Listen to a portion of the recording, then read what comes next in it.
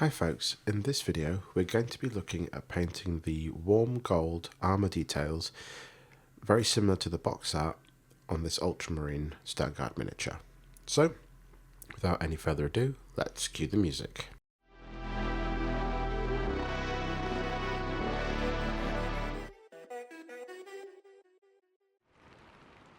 To start out with, I'm going to be putting a base coat of Elven gold from scale 75 all over the areas that I want to be gold on this miniature.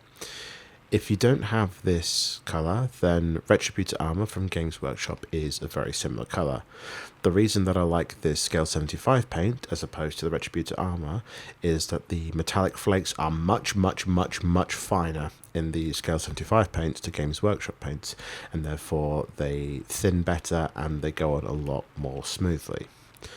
So this is just a matter of taking your time and going and applying a couple of thin layers over the areas that you want to be this warm gold colour. And here I'm going to be picking out the Aquila on his chest, the reliquary that's hanging off the rosary beads on his front tabard, and there's a marksman's honours hanging off his belt as well.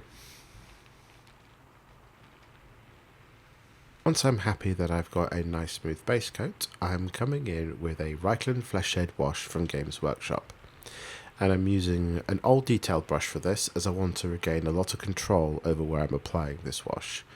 And with this, I'm applying this in pretty much an all over wash, although I'm trying my best to reduce the amount of wash that is going to be on the raised surfaces. As we're going to be touching up those raised surfaces later, I want to do as minimal touch up as possible. So you can see on the Aquila here, I am focusing on trying to run that more into the shadow underneath the top along that ridge and into that halfway point where there's sort of two layers to the wings. You want to emphasize that drop in the detail so you get that nice ridged effects, and making sure all those individual feathers are getting picked out by this wash. And with this is just allowing this gold to become nice and rich and warm, and it's very easy to do this with a wash rather than trying to do this with acrylic paints.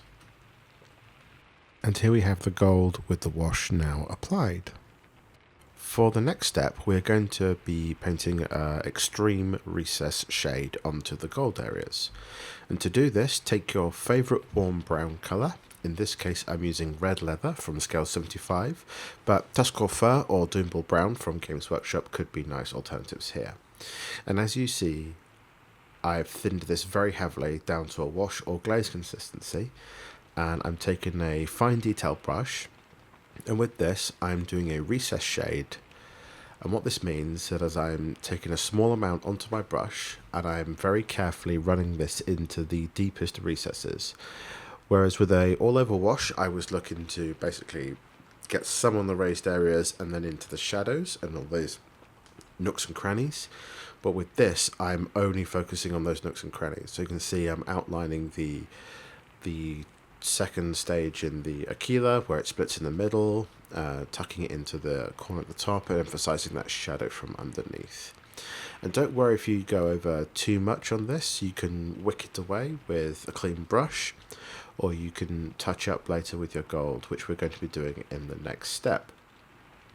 So this isn't looking to cover a huge amount, so this is just looking to get those deepest recesses on any of the gold areas to emphasize some really warm tones into those shadows, rather than relying on a pure brown wash like Agrex Earthshade. Using this red-brown acrylic paint allows us to keep that warm tone and richness into the gold.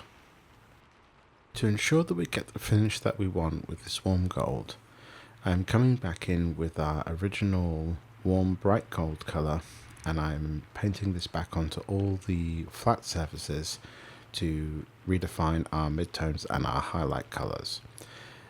This step allows us to be slightly messier with our washes and our manual shading of the original colour, and allows us to really put some of that brightness back into the gold colour. The best way to describe this stage is a tidying up, As you can see, I'm covering maybe about half of the flat areas with this gold colour, and this is just to make everything look neat and clean as is represented by the box art style of painting the miniatures.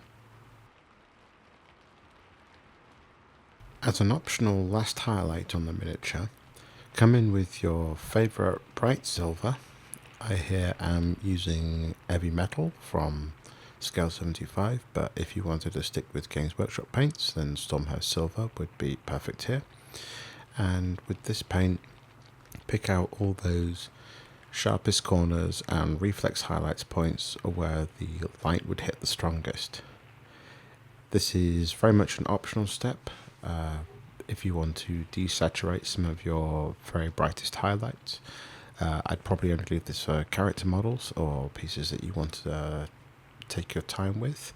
There's a lot of the gold details on ultramarine space marines is actually hidden by arms across the body or is in very small areas, and you can lose a lot of what you're trying to do by applying too many different colours to an area. So I might leave this for characters only, but this is just a very small, almost dot or line highlight right on the very sharpest edges and corners. And with that final addition, the warm gold on this ultramarine miniature is now complete. If you liked this video, why not consider subscribing? It's free of charge, it helps me out, and you get further videos like this one in your YouTube feed. I hope you like the tutorial and that it gives you some ideas on painting your miniatures. So, until next time folks,